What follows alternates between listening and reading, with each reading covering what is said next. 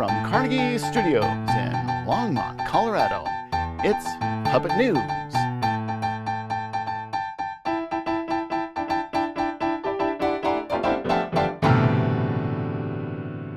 Good evening. I'm Herman Hansen, and this is Highly Illogical, Captain. And I'm Aranda Lurer, and this is this week's Stories.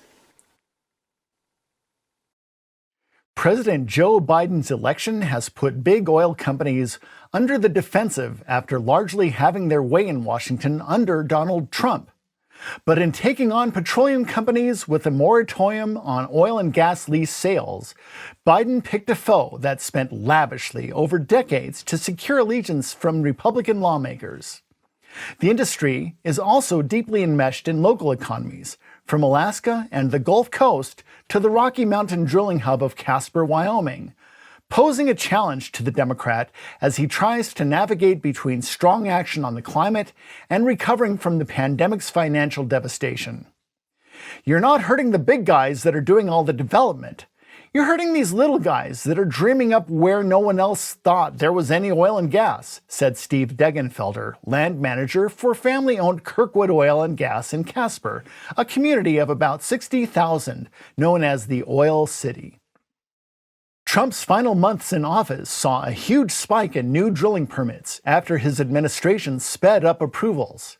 As a result, some companies with the biggest presence on public lands have announced that they are ready to weather changes under Biden. An executive from Devon Energy told investors last month that the company was ready to roll with the punches and has about 500 drilling permits in hand. That will last the company for years in Wyoming and New Mexico. They expected this. They prepared for it, said University of Oklahoma Associate Professor Robert Lifset, who teaches history of the U.S. energy industry. But the difference now is going to be stark. Oil and gas companies don't get to run energy and environmental policy in the way they once did. Gone from power in Washington are former industry lobbyists, including Trump's Interior Department Secretary David Bernhardt, who oversaw a loosening of rules for drilling. They've been replaced in many instances with environmentalists and industry critics. Biden's nominee for Interior Secretary, New Mexico Representative Deb Haaland, has a history of anti-oil activism. Just a week after his inauguration, Biden announced the sales moratorium while officials review potential climate impacts and whether energy companies are paying enough. He's following a familiar template, a 2016 Obama-era moratorium on federal coal sales that Trump and other Republicans seized on as evidence of a war on coal by Democrats. That last war was against a retreating army. Coal production in Wyoming peaked in 2008. And by the time of the moratorium, most major coal companies had gone bankrupt and scuttled plans for major expansions. The oil industry stumbled last year during the coronavirus pandemic and a price war. But now companies such as Devon, EOG Resources, and Occidental Petroleum are poised to expand their presence on public lands, including in the Powder River Basin. Less insulated against the policy changes are smaller companies such as Kirkwood Oil and Gas, operating in downtown Casper since it was founded by William Kirkwood in 1965. It's now run by his sons with about 40 employees and drilling in several western states. A company like Kirkwood can spend years piecing together federal leases like a jigsaw puzzle and assessing the profitability of oil and gas deposits as market conditions and oil field technologies evolve, said land manager Degenfelder. But after last year's price drop and now the leasing moratorium, its plans to further develop areas such as western Wyoming's Upper Green River Basin, home to two of the most productive U.S. onshore gas fields, are on hold. While some countries move away from fossil fuels, brothers Steve and Bob Kirkwood are on the lookout for places that aren't, such as Colombia. They're also considering private lands in West Texas and exploring other options such as mining metals used in electric car batteries. Oil from federal and tribal lands make up about a quarter of U.S. production. Oil and gas companies and their supporters gave about $136 million in the last election cycle, mainly to Republicans, according to the Center for Responsive Politics. Kirkwood's owner and their wives donated more than $15,000 to Trump's re-election campaign and other GOP causes, records show. Trump supported the U.S. oil business, Steve Kirkwood said. Biden will support it in Saudi Arabia, Iran, everywhere else. Taxes on energy production and infrastructure in Wyoming help bankroll schools, public roads, and public services. In the Powder River Basin, petroleum operations now provide most of the property tax base in some counties. Last year, the government sent $457 million to Wyoming from lease sales and energy production on U.S. lands in the state, second only to New Mexico. Even with Trump gone, the oil and gas industry still has formidable allies in Congress who say the moratorium would cost tens of thousands of jobs.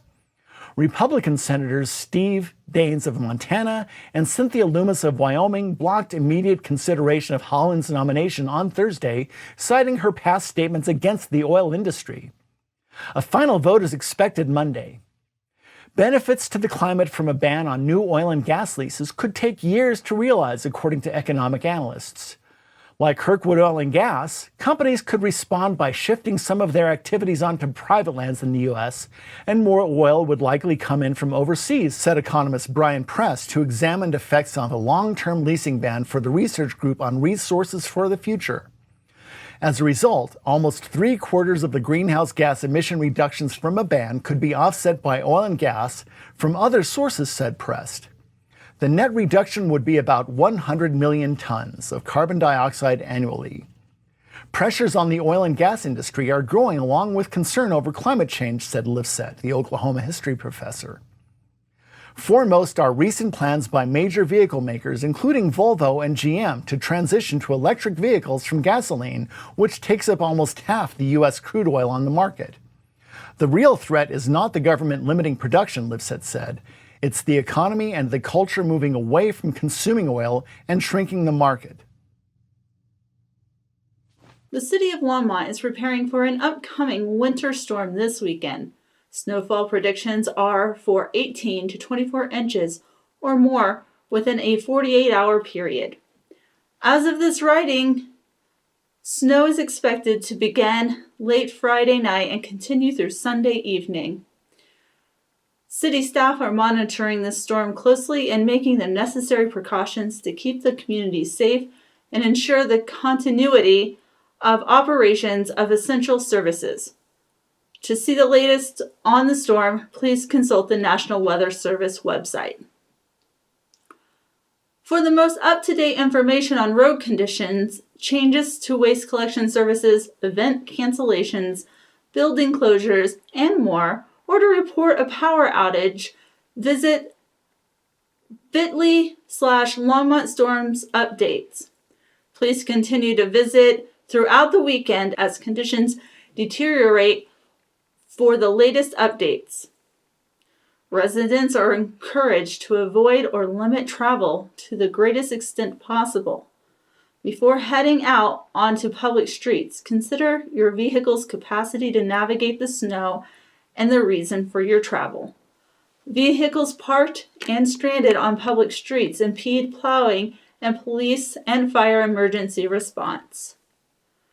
Please reference the city's snow route webpage for more information about designated snow routes during winter storm events. The city of Longmont does not typically plow residential streets.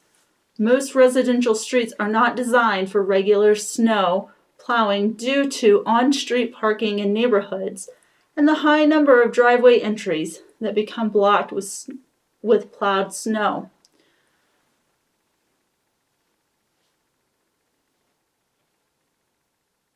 You need to stop moving.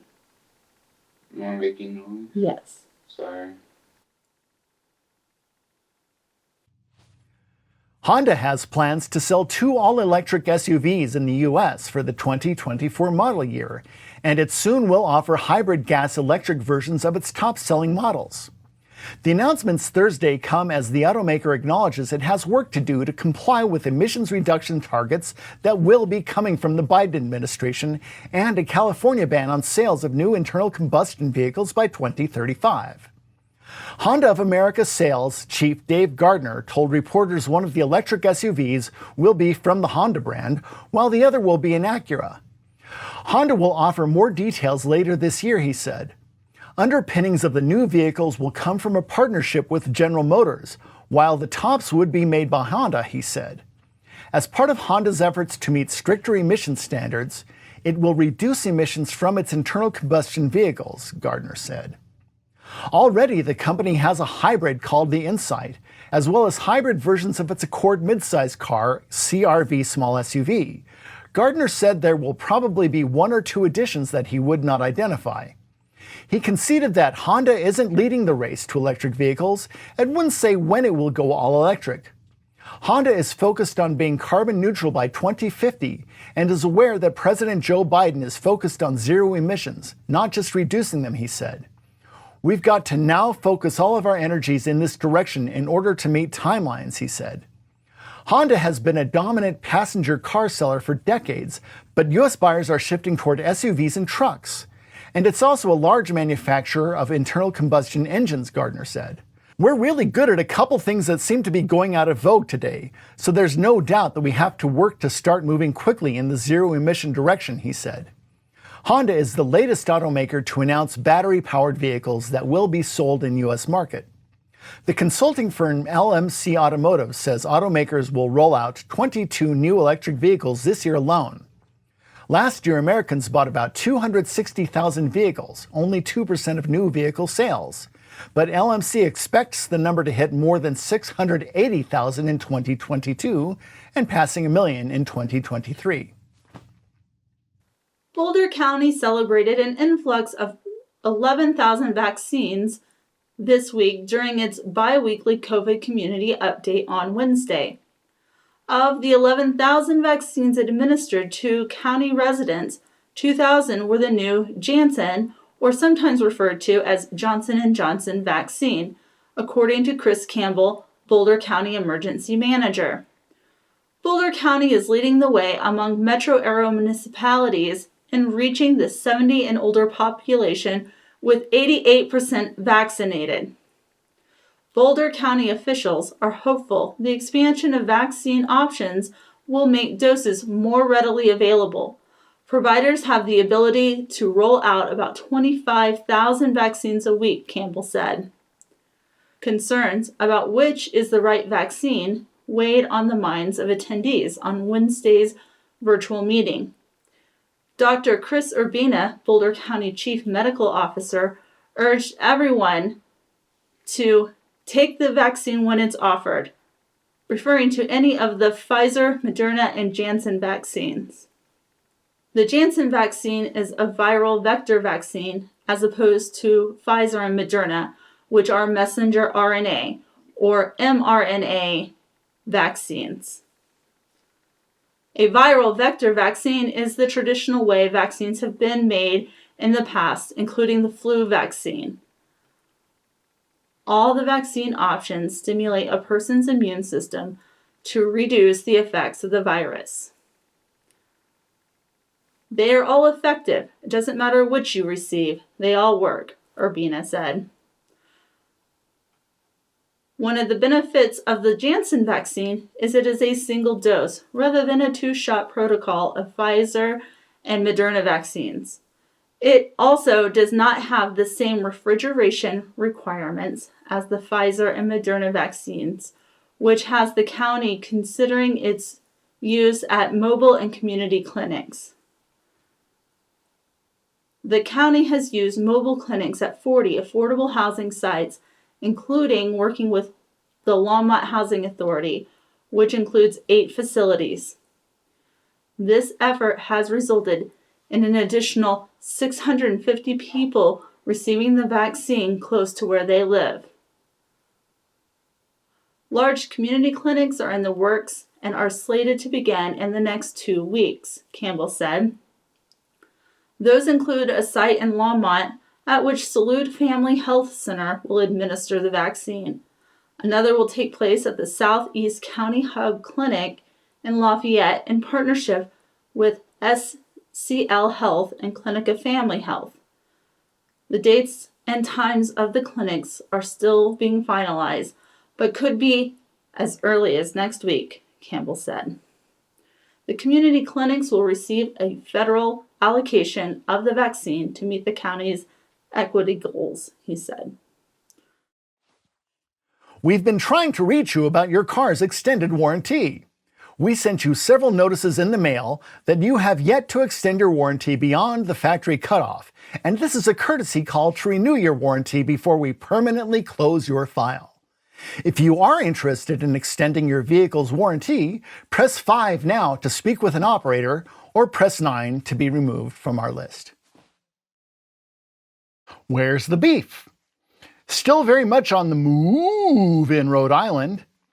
More than a month after escaping while being unloaded at a slaughterhouse, a 1,600-pound steer is still roaming the streets of Johnston, about 10 miles west of Providence.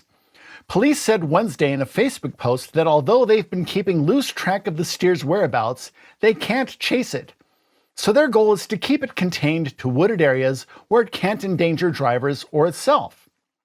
Officers posted a blurry nighttime photo of the bovine showing it on a residential street near a Support Our Police Yard sign, and said it appears to be healthy and well fed. Though it appears in this picture that it backs the blue, the escaped Johnston cow was still on the lam. Where now, brown cow? We have been actively tracking and monitoring the cow since its great escape. Help us bring this story to a good conclusion, police wrote. On February 4, after the animal first bolted when a wholesaler lost control of it outside Rhode Island Beef and Veal in Johnston, a startled Uber driver reported seeing it hoofing its way through an intersection as he was waiting for a traffic light to change. That's the Uber driver, not the cow. Or steer. Though the Uber driver was steering, I hope. Anyway. It later was sighted in Providence, where local authorities contacted the Department of Environmental Management and Animal Control. Neither agency had the resources to capture and transport the animal, according to a police report. Authorities are urging anyone who sees it to alert police and not attempt to corral it themselves. Stay clear of the steer, they posted. Please leave the capture to professionals. A geriatric former ranch horse who gently nudges visitors if he feels he is not getting enough attention is a key player in helping people deal with the mental and emotional hurt, Linda Rollino said. He feels he is doing good. I truly believe he feels he is helping people. Rollino, the founder of Longmont's Horses Make Miracles, said while she scratched the muzzle of 37-year-old Dakota. Dakota is one of 5 horses the nonprofit has retrained after lives of farm and ranch work, as well as at racetracks, to provide equine therapy sessions.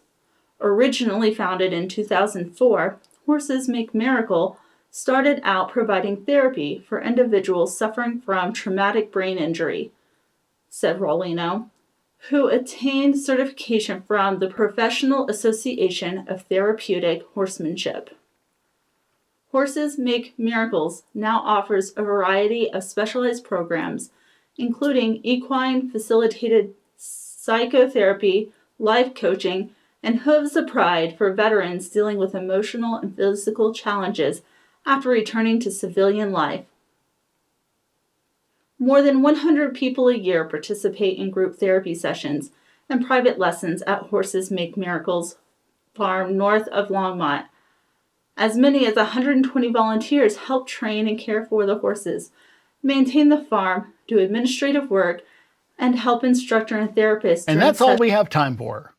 For Puppet News, I'm Hanson Schmanson. And I'm Aranda Lurer. Good night.